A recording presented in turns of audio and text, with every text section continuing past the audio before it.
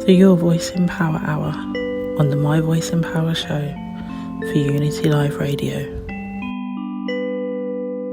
About mums. We have all had one at some point in our lives, and although the title remains the same, the roles they play is different for us all. Some have simply just given birth to us, some have raised us, some have nurtured us, and some have barely kept us alive. There are those who have been left with birth addictions and or traumatic experiences, regardless of whether it has been intentional or not. Whilst it does not excuse many things, we must consider that our parents may have suffered too. To know that your parents have suffered with trauma can be very conflicting, because it can be the reason you expect to be protected and not have anything happen to you. But as you grow and work through your own process, you can see how in some instances it can be more difficult to keep your child out of harm's way.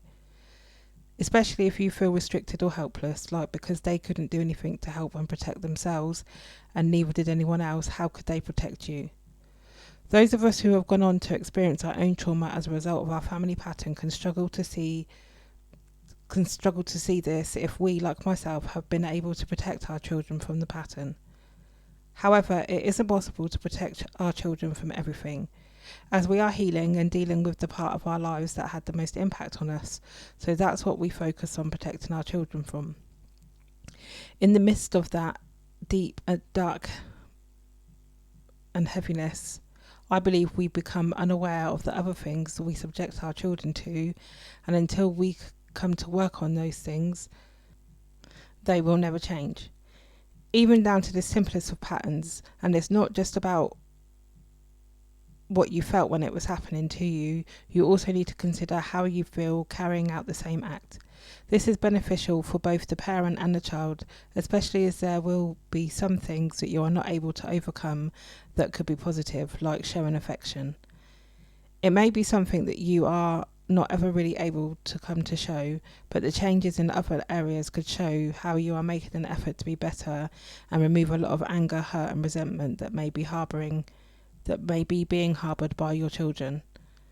The best thing about the healing is that it enables you to open yourself up to yourself and to your children, and then by seeing the changes in you, you also can have a trickle-down effect, much like the other patterns, but obviously this is better and has a better outcome for all involved and whoever else they may come across in life.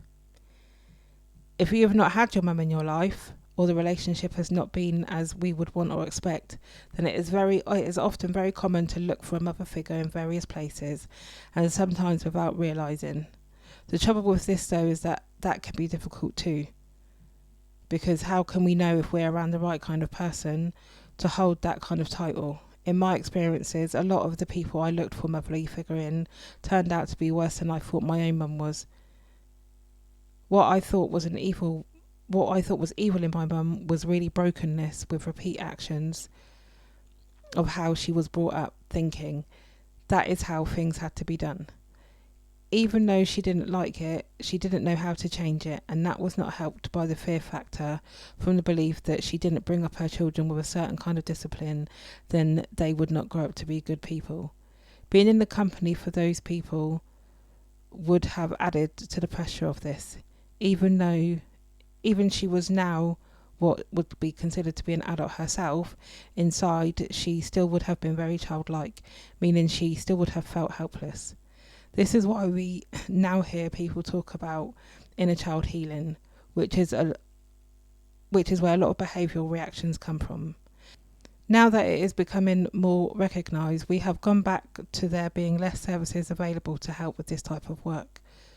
To avoid the need for these services though, children need to be more helped in the moment, which some are, but the work is more likely to become undone due to the behaviour of the unhealed parents and other adults that the child interacts with.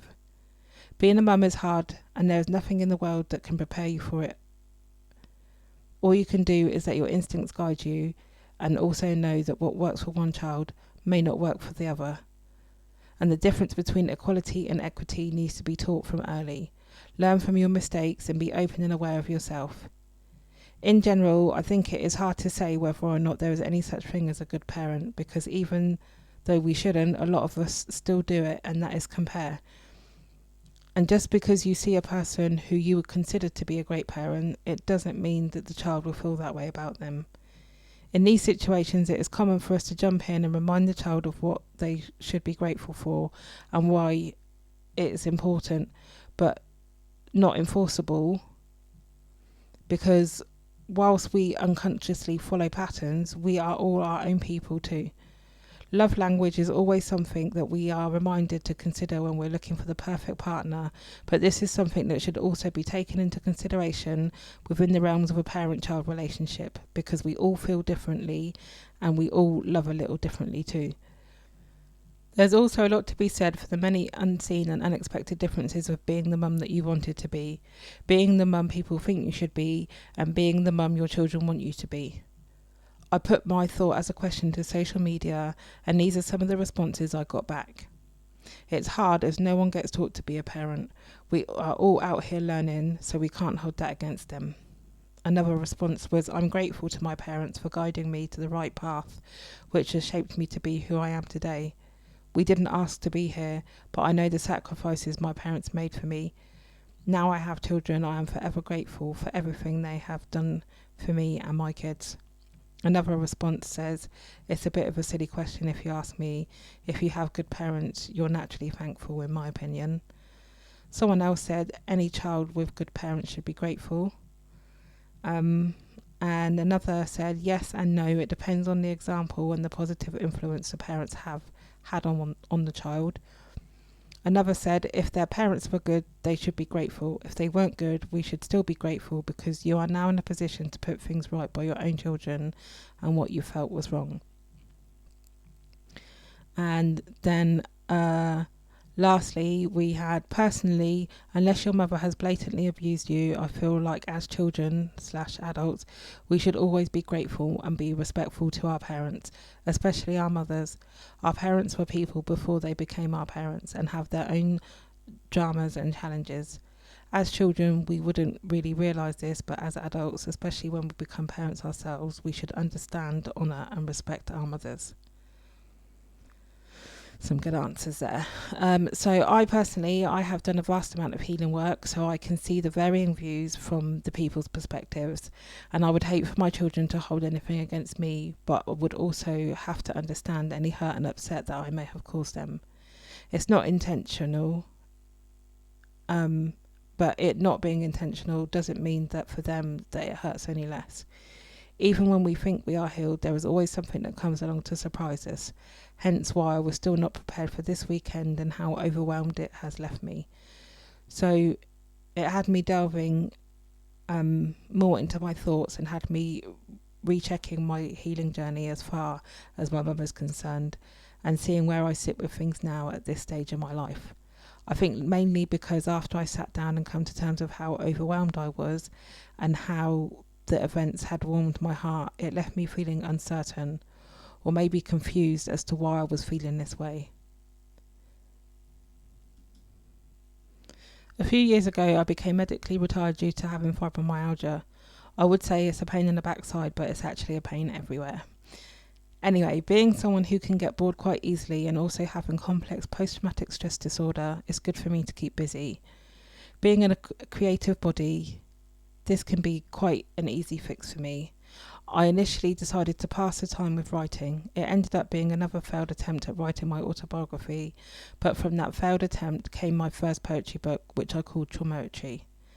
At first, I was quite frustrated that my thoughts were being distracted by putting my trauma into a poetic form, but once I saw I had enough poems for a short book, I realised it was a blessing. It ended up being a good way for me to process more and get more done, so I ended up with another 2 poetry books before actually getting to my autobiography. With the writing I was doing, I was covering such deep and reflective parts of my life. I needed another form of creativity to help me get through it. That's when I found resin and started to make things with that, ranging from jewellery to ornaments, key rings and coasters and many other things. When I can, I take all of my products to tabletop markets to sell them. This takes me back to the weekend where I did exactly that. I took my products to a tabletop market in the hope of acquiring some sales. The universe had other ideas. Although I did make 2 sales, what happened at the start of the day I never expected and was worth more than any amount of money in the world. After setting up my table with a friend who had come to help me out, I went for a little wander around so I could meet some of the other table holders and see what they had made. There was such an elaborate range of products that people had designed or made themselves. My most favourite and unique one was a lady selling tiny colourful houses that she had made out of tracing paper. Once she had completed them, she had put them inside glass containers that had a light underneath, so the house lit up. Anyway, nothing could prepare me for the table I saw next. It did more than just stop me in my tracks. It actually took me back into time, right back to when my mum was alive, when she had these beautiful prism glass drop earrings. They were her favourite item of jewellery, along with a pearl necklace that she used to have. When we did the clear out of her belongings after the funeral, I came across only one of the earrings. I decided to keep it in the hope that I might be able to find a pair just like them to buy, so I could wear something at least similar to them if I couldn't find the exact pair. The search for them was quite strange, with mine and my mum's relationship being so hit and miss due to the external factors of her own trauma and me being removed from her care by other family members, and then the trauma that I experienced during the short time that I did eventually end up in care. Sometimes I was too angry to look and questioned why I even wanted them. Other times it was too hard to look, and the gaps in between those moments were filled with me having children of my own and being in difficult relationships that were adding to my trauma pot that was already more than overflowing beyond control. But lo and behold, just like that, there they were, glistening at me from across an almost identical pair. Glistening at me from across the room, an almost identical pair to the ones my mum had. My mum made her apologies to me and explained a lot of things before she was cruelly taken away from this earth by motor neurons disease, which led her to choke to death. And for anyone wondering what motor neurons disease is, it is a rare condition that affects the brain and nerves. They gradually stop working over time, and the reason for this seems to be unknown. Some people can live with it for years, and some don't. It was like watching my mum deteriorate from the inside out. Due to our strained relationship, I was not exposed to this until about a year before her death. I stayed in close contact as much as I could.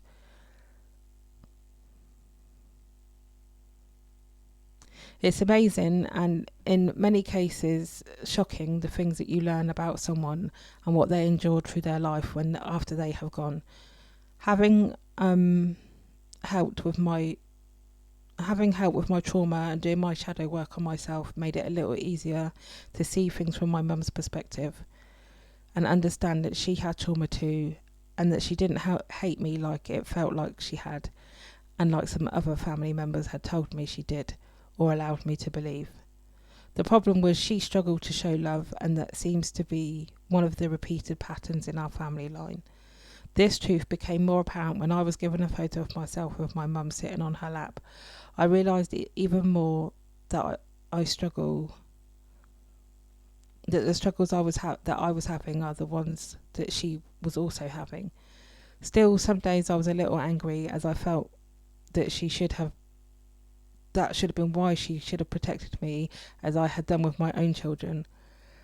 But like many of us, in the bid to stop one thing, we can miss so many others. This was a sign for me to do a bit more work on myself, and I'm glad I did. My friend kindly brought the earrings for me, bringing me the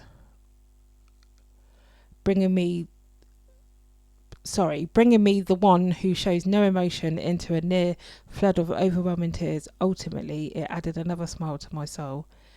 It feels good to be sharing this with you all, along with some of my mum's favourite tracks.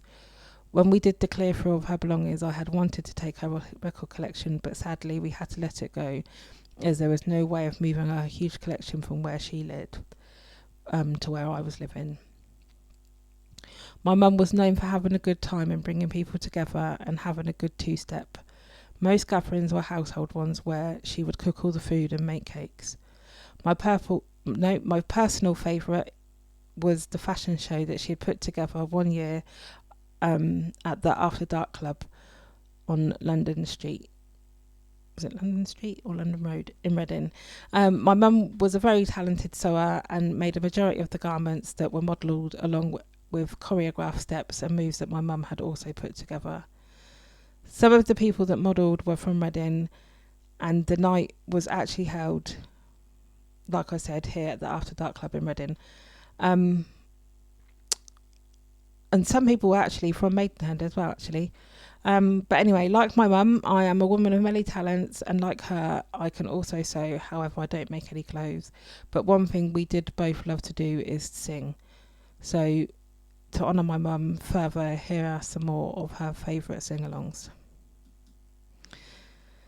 Now, as I said before, mine and my mum's relationship was very hit and miss, but I can see where she tried and have remembered many lessons she has taught me along the way. Some of what I have learned, I've learnt from watching her and went on around her and piecing things together. This had led me to become a people watcher, and one of the many things I enjoy seeing people do is loving their mums. So before the show, I asked a question on social media: when it comes to your mum, what would you say she means to you, and what would you say you're most grateful for, and what do you think you will cherish the most once she has gone, if she has not gone already? The first person said, I would say my mum is like my best friend. She's the type of woman that you can share anything with, even if it's a mistake or worry. Being born in 1953, she is a bit set in her ways, and the world has changed severely throughout her time. The support she gives me and my children is filled with care and compassion. As I've got older and become a mother myself, it's given me the ability to appreciate all she went through when we were children. The thing I cherish the most about my mum is her love for herself. Not once to this day have I ever seen her have a bad day. Her strength to get through life's battles, but be herself. She's confident in her style and the way she carries herself as a woman and a mum. Miss D says her mum's kindness and acceptance of all. She didn't care about people's past and did not judge people's background, colour or class. She was a kind soul. AS said he wishes that he had known more about his mum and understood more, because then he would have done more. But being a child, this was not something he could have been aware of or done anything about at the time. But now he understands she had a life of sadness and he misses her. Boo said, the special way she loves me, her eyes penetrate my soul. She is the epitome of beauty and strength, and I absolutely adore her. Miss Shay said her mum means everything to her, and SM said she loves every part of her mum. The last response I had was a complex and detailed one, which also helped with my processing of the subject and the questions that I asked. Nathan says that's too deep a question. The simple answer is everything they ever did, done or do. He goes on to say that he thinks the difficulty is that parents are automatically expected to be everything they can for their children. Sometimes it doesn't work out that way, or there are changes, but as fickle as that sounds, they kept you alive, nourished and functioning as a child. I'm sure all parents do the best they can, but to their own beliefs and standards. It's just that, but varies massively from person to person. We have fond things that we remember and not so fond, but it's still someone who has nurtured you in some way, shape or form. We all have different beliefs. My strongest belief is family and keeping it close and going. For any faults that my mum may have had, it didn't matter. She was family. So some beautiful shares there, and they are very much appreciated. On a personal note from myself, though, whilst I do agree with what has been said, this doesn't mean to be accepting or abusive or toxic situations, regardless of who the family member is, because whilst family is still family, the level of respect should work both ways. If they can't respect you enough not to abuse you, then you have to at least try and be able to find enough respect to not stay and be abused. Easier said than done, I know, but that message still needs to be shared and out there, planted in your minds, in order for it to be able to form and grow, as that will be a piece of stability that you hold on to as you start to be able to move forward and heal. I can see now that this was all a sign that I have forgiven my mum for what has gone on, and not just on a surface level where I'm saying it to make myself believe it. It is a true and fulfilled deep soul forgiveness. I think another important thing to add is that even as siblings, we have to respect the different ways that we see our mums, and that it is one good foundation that me and my brother have. He never held any negative thoughts and feelings about my mum against me. We have had many deep conversations about this, which has also led us to be able to piece broken family history together. As we all knew different things about our mum, some of which we learned at different times and some of which we were only learning during our conversation. If your mum is still around, try to get to learn and understand more about her whilst you can. Whilst you are doing this, I urge you to be patient and take the time to be understanding and maybe give her a hug. It may be the one she needs that she never got as a child, and as children it is okay for us to teach adults things too. Really, there is no real hierarchy when adults and children. It's just all about life and lessons. It doesn't matter who teaches them and when. When my mum died, I was sad to say the least, every day hoping she's still resting in peace. Or if she's in some new place, her life has a new lease. We did the dreaded clear out and kept what we could from her past, and I found one of her favourite earrings that was like a prism glass. I looked high and low and tried to shop near and far, never finding a set of the same class. Now 17 years on has come to pass, and nothing could have prepared me for what was coming across my path. There they were, the perfect pair, just glistening at me from over there. Not a penny in my pocket, well at least none to spare. Luckily a friend of mine had come well prepared. Now I have those earrings, and of them I shall take special care. Unique in their own way, just like my mum as a person, in her style and including her hair. These earrings have many a story to tell, from the woman who made them and how they ended up where, and why they are a trio and not just a pair.